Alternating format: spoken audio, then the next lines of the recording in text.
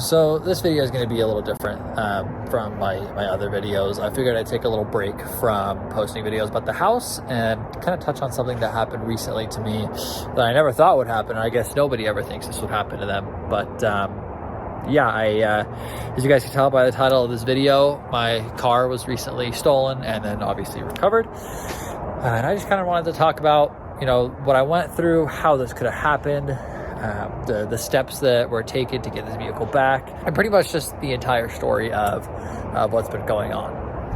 So let's kind of talk about how this could have happened and why this happened. As you guys know, I recently bought a home. I don't live very far from my parents' house. However, I don't live there quite yet. I'm still waiting for some things for the house, and so I don't live there currently. So as of right now, I just parked the car in the driveway at my parents' house because the garages were full of other cars for them.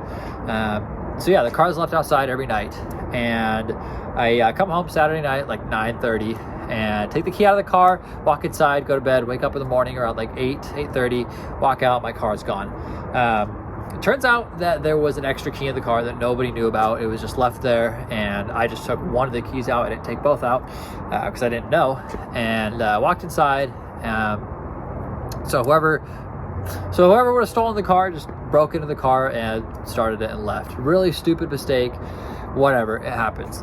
As soon as I found out it was stolen, I called the police. I waited like 2 hours, I think, an hour or two for them to actually show up. I get it, it's not very important.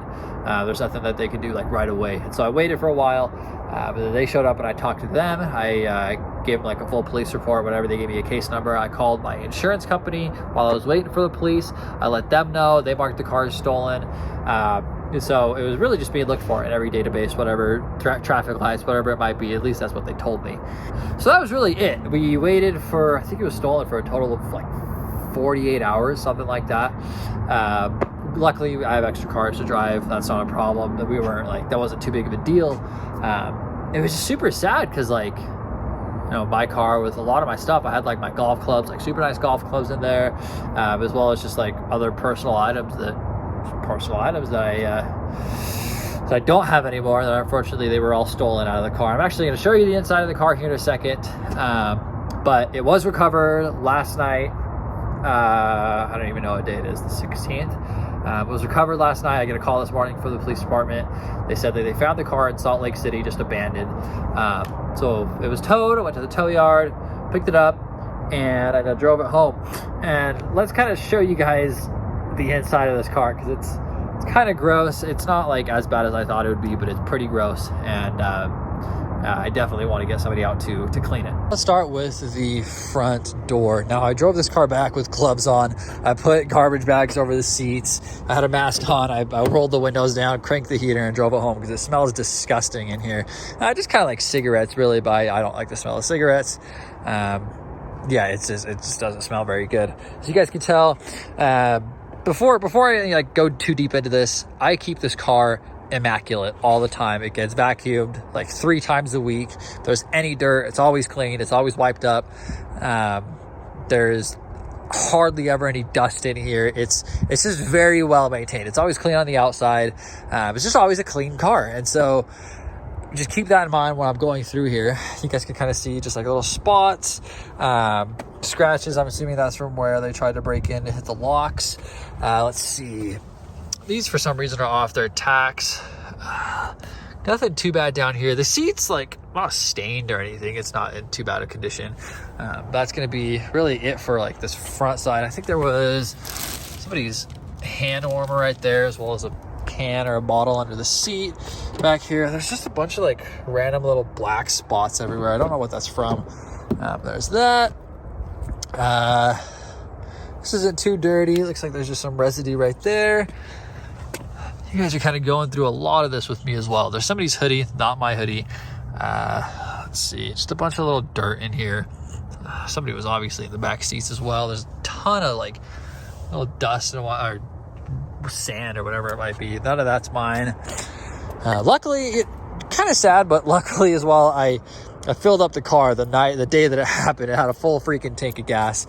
Luckily, he didn't really drive too far, maybe like 50 miles total. So that's great. Yeah, that's kind of gross. Yuck. Flosser. This door isn't too bad. These are my gloves. Don't worry about those. You guys can tell there's a little car charger, Dr. Pepper bottle, a bunch of dirt in this passenger seat. Let's see. Just little things, little papers, whatever it might be. Not too big of a deal. Go back to this door. Just more dust. And just little stuff. So, yeah, kind of nasty, but whatever. I do want to say I was recently actually at the police department because when I found this car, I was looking through it, just making sure, you know, what was gone, what wasn't gone. And I looked in the center console, and there was unfortunately needles in there, and as well as like empty bags. One needle had some kind of substance in it. I don't know what it was. I don't want to say what it was. It'd be wrong, but just some dark substance. It was pretty nasty. Let's see. We'll look in here. I don't even want to touch any of this, but nothing really specific. This garage opener doesn't work, but art was in there, as well as just like some other stuff. These are just wipes. I usually keep those wipes in my car. Let's see. That was just like that when I found it. My garage openers and my garage opener to my house are gone, as well as the gate opener. Luckily, we recoated all those yesterday, so that's not too big of a deal. Let me actually open up the trunk here for you. While I'm walking around there, I'll also go to the glove box here. The glove box had a bunch of just like chargers, car chargers, a couple sunglasses. I had really nice sunglasses in here. They took those and they took my one pair of nice sunglasses and they took two other ones, but emptied most of this out, all of it out, I should say, but that was full of crap. Somebody's sweatpants. Golly. Let's see. Again, just a freaking bike tire, a D-pad. That's my wireless car charger. It's not my Gatorade bottle. Oh no, that is my Gatorade bottle. Hoodie's not mine. That's like a car kit. Like there's freaking jumper cables and whatnot in there. That's really strange that was in there. This is my hat. I don't even know if I want to wear that anymore. That's disgusting. Actually freaking insane is that I actually found, like, they had like a notebook in there, just like a binder or whatnot, and I was looking through that while I was giving a bunch of stuff to the cops, and I started looking through it before I gave it to them, and there was like some dude's like social security card, business cards, just a bunch of like random stuff. And quickly I came to figure out they're actually doing construction right next to my house. And it was from like a foreman. And I'm assuming that a foreman that's doing construction right by my house wouldn't steal my car.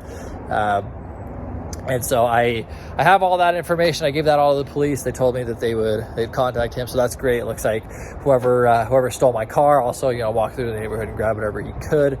And he scored pretty big when he found my freaking car. But yeah, so that sucks. It's frustrating that this guy has to freaking deal with having his social security card gone and be scared about that. I might give him a call. I might wait for the police to give him a call. I don't know. Either way, his information is safe as of right now. The paper, all the binder had like his address, his work address and whatnot. So all that stuff is safe as well. So really happy that it turned out, you know, this way. Unfortunately, my car is disgusting, in my opinion. I called my insurance company. They said that they would have somebody out as soon as possible to give me like an estimate as to how much it would cost to like get them to professionally detail it, because I don't even want to freaking drive it. I'm just gonna park it somewhere and call it good until somebody comes and cleans it. It's disgusting. But yeah, so that's kind of what happens when your car gets stolen. Luckily, they found it. If they didn't find it, they would just cut me a check. I had full coverage on the vehicle. They would have just cut me a check for however much it was worth, and then just sent me on my way. If they would have found the car later, it would have just been theirs, and that would have been the end of that. So yeah, a little bit of a long video, guys. I apologize, but in case anybody else's car gets stolen, just call the police as soon as you can. Call your insurance company. The sooner that they start looking for the car, the better. So yeah, I'll leave you guys with that. I'm super happy I have my car back. And yeah, we'll see you in the next video. Later.